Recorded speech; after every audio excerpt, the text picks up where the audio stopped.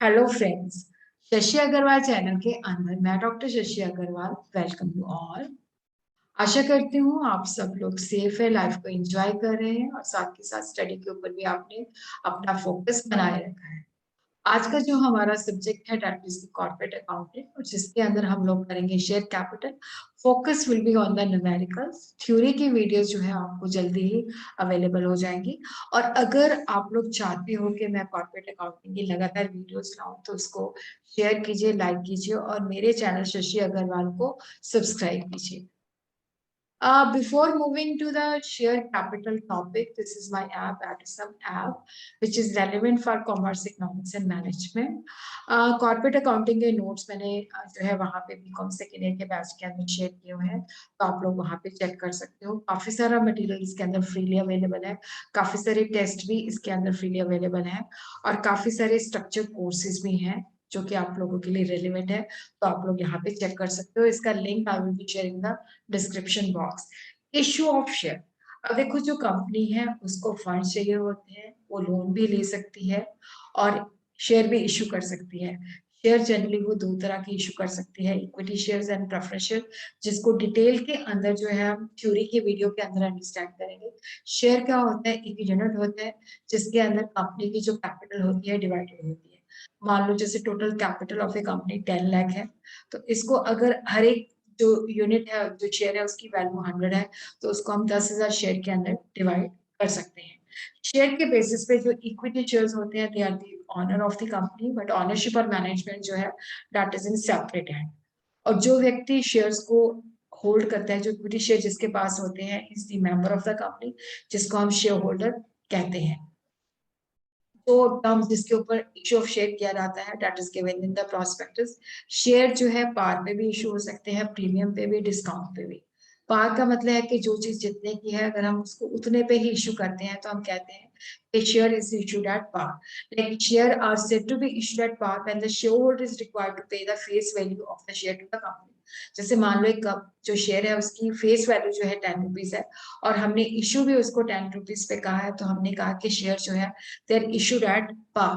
Premium का मतलब होता है कि फेस वैल्यू तो 10 की है, लेकिन हम जब उससे ज्यादा पे ऑफर करते हैं, ज्यादा पे इशू करते हैं, तो share are said to be issued at premium. जैसे 10 रुपए का शेयर हमने 12 रुपीज पे इशू किया, तो 2 रुपए जो है वो प्रीमियम है। उसी तरह एक शेयर जो है इशूड एट डिस्काउंट, यहाँ पे क्या होता है कि 10 रुपए की चीज है लेकिन उसको हम 8 पे दे रहे हैं। Issue price of the share जो है can be received in one instalment, या इसको हम डिफरेंट इंस्टॉलमेंट के अंदर भी डिवाइड कर सकते हैं। जब अमाउंट जो है डिफरेंट इंस्टॉलमेंट पे रिसीव करते हैं, तो डेफिनेटली वो जो पैसा है एप्लीकेशन पे, अलॉटमेंट पे और डिफरेंट कॉल्स के अंदर पे कर सकते हैं। जो पैसा हम एप्लीकेशन पे मंगवाते हैं दैट इज एप्लीकेशन मनी। और जब अमाउंट ड्यू हो जाती है, जब हम शेयर अलॉट कर देते हैं, तो अलॉटमेंट के ऊपर जो पैसा मंगवाया जाता है दैट इज अलॉटमेंट मनी।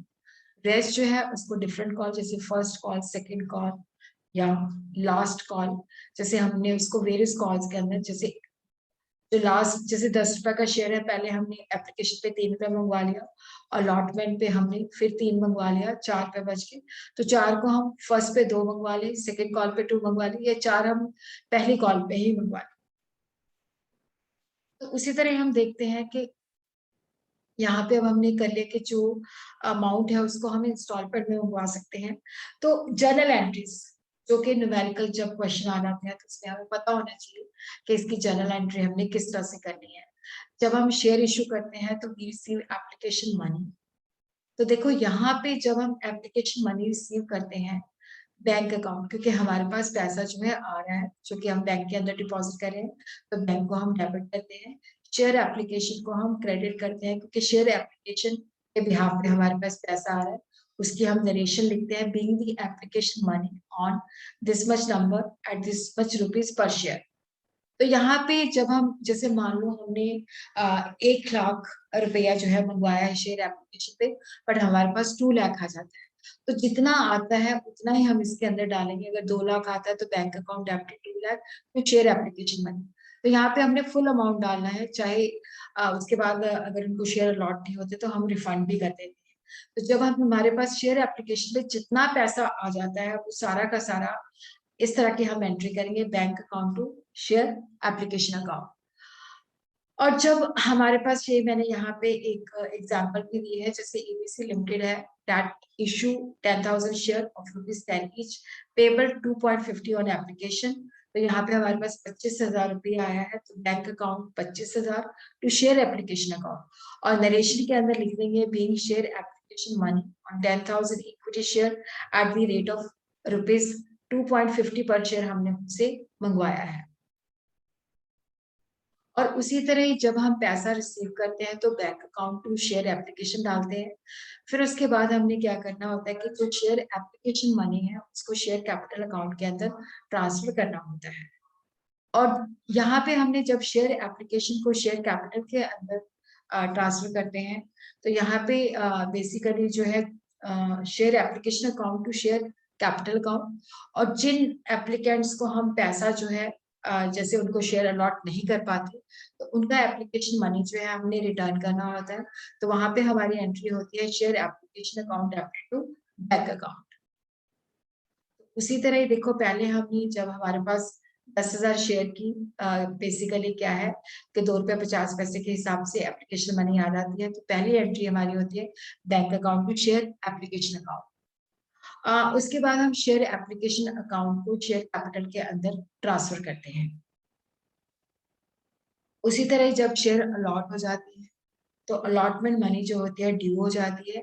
तो देखो, जब शेयर एप्लीकेशन के बाद जब हमने अलॉटमेंट के लिए ड्यू करना है, तो पहले हम ड्यू की एंट्री डालते हैं जिसके अंदर share allotment account debited to share capital account, कि अब हमने अलॉटमेंट के ऊपर जो है पैसा मंगवाना है।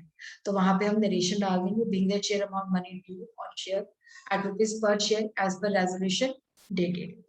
और जब हमारे पास पैसा आ जाता है bank account debited to share allotment account, तो वहां पे हम नरेशन डाल देते हैं in the receipt of allotment of money. ABC Limited made an issue of 10,000 share of equity of ₹10 each payable 250 on application, 350 on allotment। तो 350 का मतलब है कि 35,000 जो है ड्यू हो चुका है। Share allotment account debited 35,000 to share capital account 35,000, being share allotment due on 10,000 share at the rate of ₹3.50 per share as per the resolution of the board of director। और उसी तरह क्या है कि जब हमारे पास देखो, जब हमने अलॉटमेंट का पैसा जब शेयर अलॉट कर दिया, तो पहले हम ड्यू की एंट्री डालेंगे, फिर उसके बाद जो हमारे पास पैसा आ जाता है, तो यहाँ पे अजम्पशन ये है कि सारा का सारा पैसा आ गया है, तो bank account to share allotment account being share allotment money received.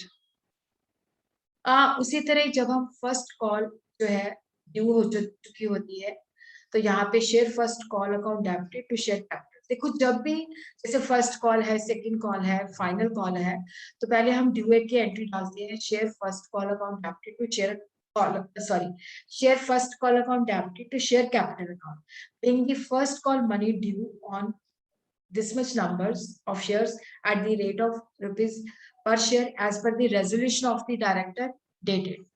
और जब हमारे पास फर्स्ट कॉल के पैसे आ जाते हैं, यहाँ पे भी हमने assume किया है कि सारे के सारे पैसे आ जाते हैं bank account debited to share first call account, और नरेशन में हम लिख देंगे being receipt of the first call money. तो उसी तरह अगर हमारे पास सेकंड कॉल है, थर्ड कॉल है, पहले ड्यू की एंट्री डालेंगे, फिर जितना पैसा आया उसकी हम bank account to share second call या फाइनल कॉल, इस तरह से हम करेंगे। अब हम एक एग्जांपल करते हैं। जो दूसरा वीडियो रहेगा उसके अंदर हम स्ट्रक्चर देखिए अंदर कि किस तरह से हम इसको जर्नल के अंदर जो है रिकॉर्ड करते हैं।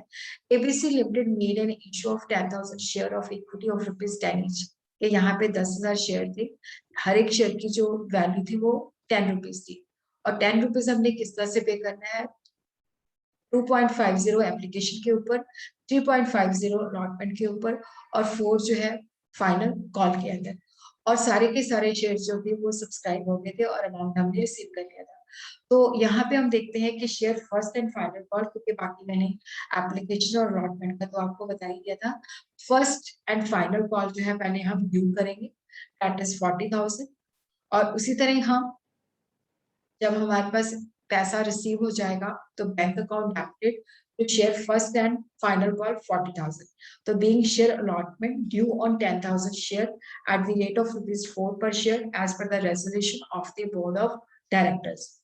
और इसके साथ ही क्यों है, क्योंकि आज का जो हमारा फोकस था दैट वाज किस तरह से हमने जर्नल एंट्रीज पास करनी है। अगर आपको कोई प्रॉब्लम है तो आप कमेंट बॉक्स के अंदर लिख सकते हैं और शशि अग्रवाल चैनल के साथ जुड़े रहिए। अगर आप चाहते हो कि कॉर्पोरेट अकाउंटिंग के मैं प्रॉपर जो है आपको वीडियोस प्रोवाइड करूं।